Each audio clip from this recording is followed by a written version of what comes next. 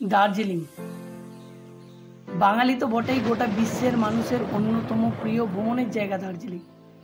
গরমের ছুটি হোক বা বর্ষার পাহাড়, দার্জিলিং সবসময় পর্যটকদের হট ফেভারিট। কলকাতা থেকে শুরু করে বিভিন্ন প্রান্তের পর্যটকরা বছরের বিভিন্ন সময়ে দার্জিলিংয়ে যান এই সৌন্দর্য উপভোগ করতে। আর দার্জিলিং গেলে 4 থেকে 5 দিন থাকতে না পারলে মনটা খারাপ হয়ে যায় পর্যটক।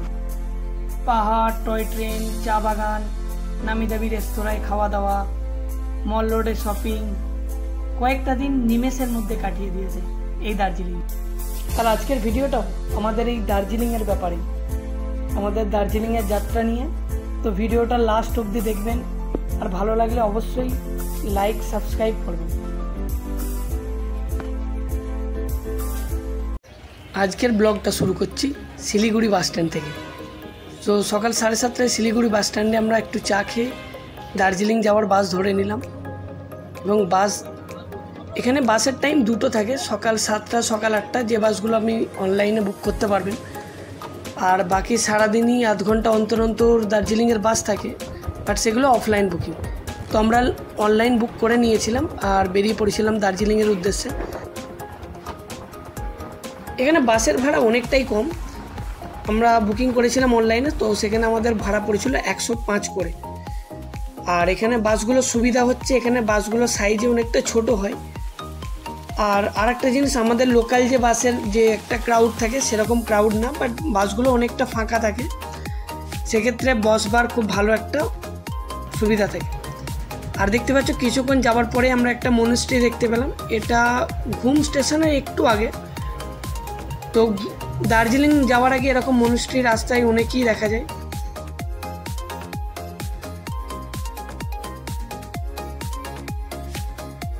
শিলিগুড়ি থেকে 4 ঘন্টা বাস জার্নির পর আমরা অবশেষে পৌঁছালাম দার্জিলিং বাস স্ট্যান্ড।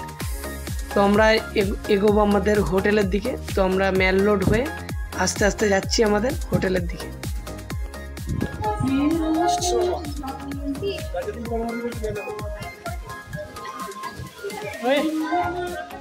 আমরা প্রথম থেকেই ঠিক করে এসেছিলাম যে আমরা ম্যালের কাছাকাছি কোথাও রুম নেবো, তাই হাঁটতে হাঁটতে ম্যালের দিকে গেলাম।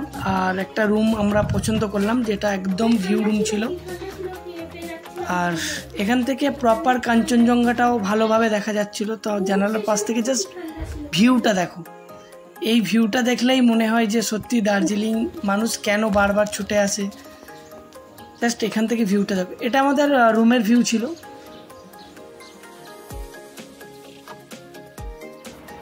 আমাদের প্রথম ডেস্টিনেশন ছিল রক গার্ডেন, তাই আর কি ট্রাভেলসের কাছে গিয়ে আমরা গাড়ি বুক করলাম আর ওয়েট করছিলাম গাড়ির জন্য। এটা দেখতে পাচ্ছ, এটা বাস স্ট্যান্ডের কাছে।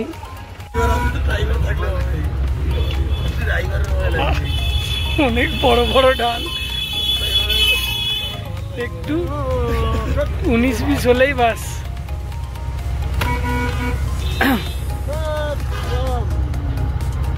এই ঢালের মধ্যে আরে সামনেটা ঘাট করে দিয়েছে।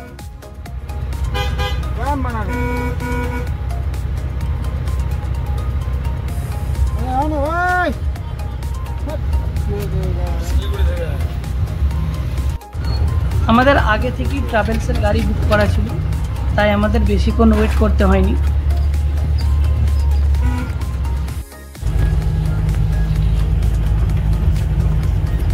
ভয় পেও না, দাদা প্রফেশনাল আছে।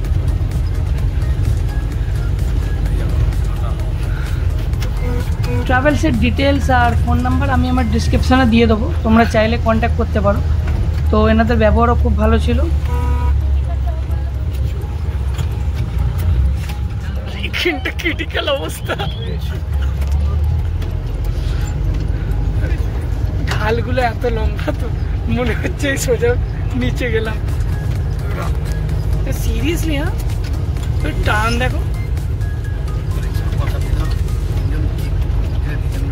পুরো ইউ শেপে।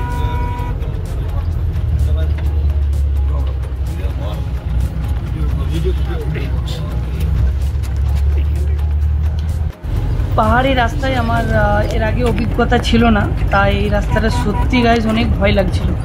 আর রক গার্ডেনের এই রাস্তাটা সত্যি অনেকটাই বিপজ্জনক ছিল, কিন্তু তার সাথে ছিল অপরূপ সৌন্দর্য ছিল দুপাশের। জাস্ট সাইডের ভিউটা দেখো, সত্যি অসাধারণ একটা ভিউ ছিল। না কেন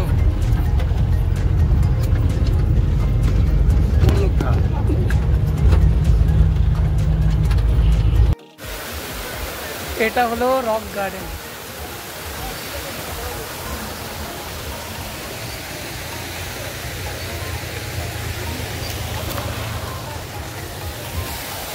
উপরে যাব, আরো উপরে যাব তো।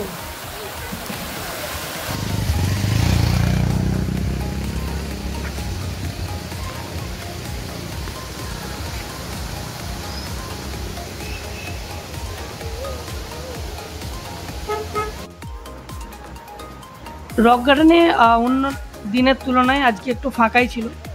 আর রক গার্ডেন জায়গাটা ছিল মেনলি তখন ব্রিটিশদের টাইমে তাদের একটা বিকেলের আড্ডা জন্য তারা এই জায়গাটা বানিয়েছিল। তো এটা উপর থেকে দেখতে পাচ্ছ নিচের ভিউটা। আর এখানে একটা সুন্দর ওয়াটারফলও ছিল।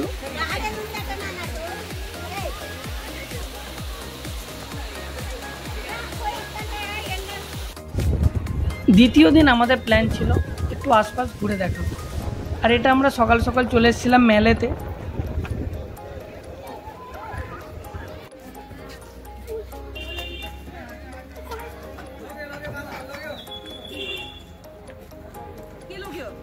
হাঁটতে হাঁটতে আমরা চলে এসেছিলাম মেলের পিছন দিকে। তো এই দিক থেকে জাস্ট ভিউটা দেখো।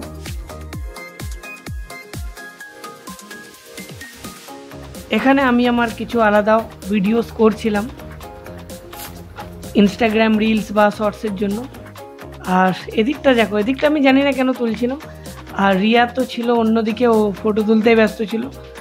আর আমাদের দেখো দুজনের একসাথে ফটো তোলার জন্য আমরা অনেকক্ষণ থেকে খুঁজছিলাম কাউকে, বাস ফাইনালি একজনকে পেয়েছিলাম যে আমাদের একটা ফটো তুলে দিচ্ছিল, বাট খুবই খারাপ তুলেছিল। এরপরে আমরা এসেছিলাম ঘুমের বাতাসিয়া লুপ। বাতাসিয়া লুপ হচ্ছে এমন একটা জায়গা যেখান থেকে ঘুম স্টেশন হয়ে দার্জিলিংয়ে ট্রেনটা যায় লুপ হয়ে। তো এই পার্কের ভিতর থেকেই টয় ট্রেন যায়, দেখতে পাচ্ছ। আর কিছুক্ষণ ছাড়া ছাড়া এখান থেকে টয় ট্রেন যাচ্ছিলো।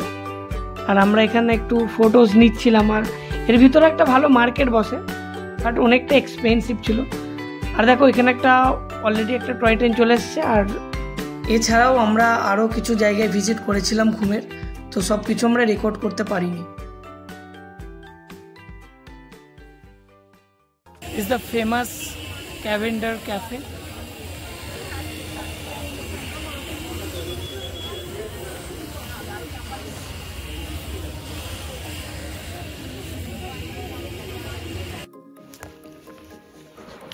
সো গাইজ আমরা ডে 3-তে সকালেই চলে এসেছিলাম পিস পাগোডা আর জাপানিজ টেম্পলে।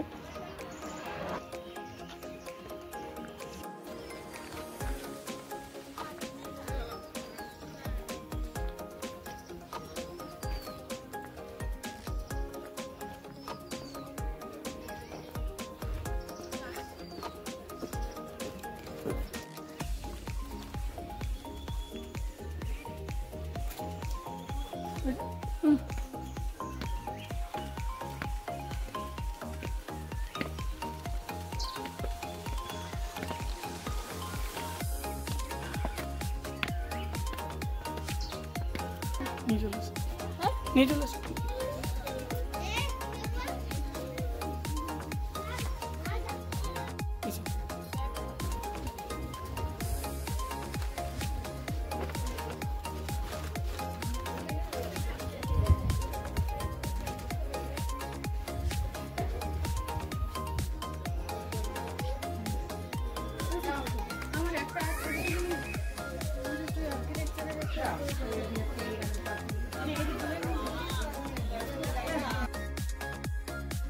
দেখো দার্জিলিং আসবে আর দার্জিলিং টি গার্ডেন ঘুরবে না, তা তো হয় না। তো আমরা চা বাগানের ঘোরার প্ল্যানটা আমরা তৃতীয় দিনই রেখেছিলাম। তাই আমাদের ট্রাভেলসকে বলেছিলাম যে তারা একটা প্রপার চা বাগানে আমাদের ঘুরতে নিয়ে এসেছিলো। আর জাস্ট এখানটা দেখো,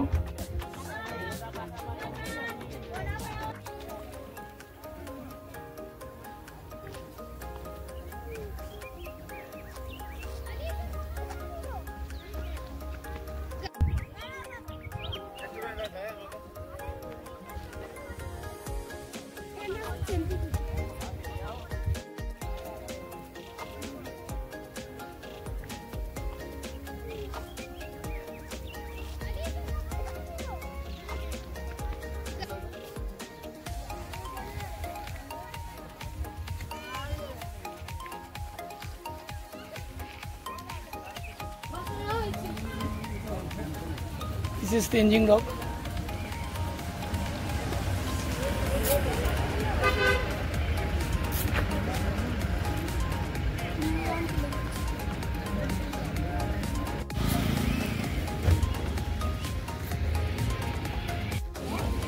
অবশেষে ছিলাম আমরা দার্জিলিং জু অ্যান্ড হিমালয়ান মাউন্টেন ইনস্টিটিউট। আর এর বাইরেটা অনেকটাই লাইন ছিল, তো লাইনে দাঁড়িয়ে আমাদের টিকিট কালেক্ট করতে হয়েছিল।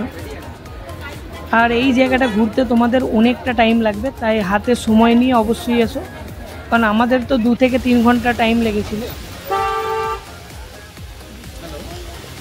সিরিয়াসলি অনেকটা উঠতে হচ্ছে।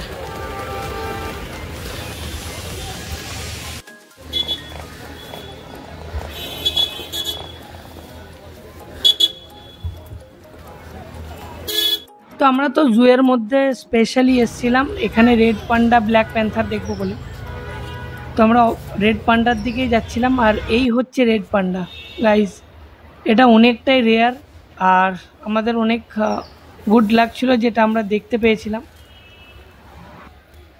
আর এইখানে তো আমাদের জাতীয় পশু বাঘ। এখানের চিড়িয়াখানাটা অনেকটাই কাছে ছিল, আর কিছু কিছু জিনিস ছিল যেমন মানে নিচের দিকে ছিল, যেমন আমাদের নর্মাল কলকাতার চিড়িয়াখানা যেমন হয়, মানে একটা খাঁচা দেখতে পাবে, বাট এখানে সেরকম না। আর এই হচ্ছে হিমালয়ান মাউন্টেন ইনস্টিটিউট।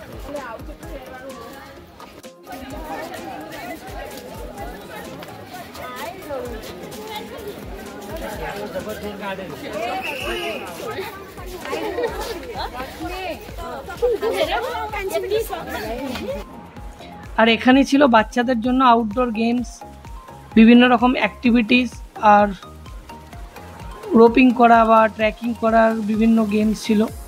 আমরা আরও ভিতরে মিউজিয়ামের দিকে গেলাম, আর এইখানে হচ্ছে মিউজিয়ামের এন্ট্রি। তো একটু এগিয়ে আমরা চলে গেলাম মিউজিয়ামের দিকে।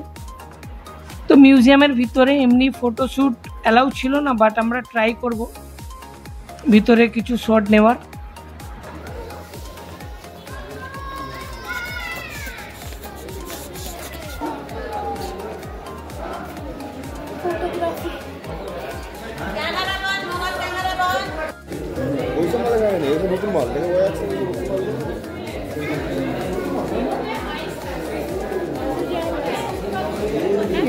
জানি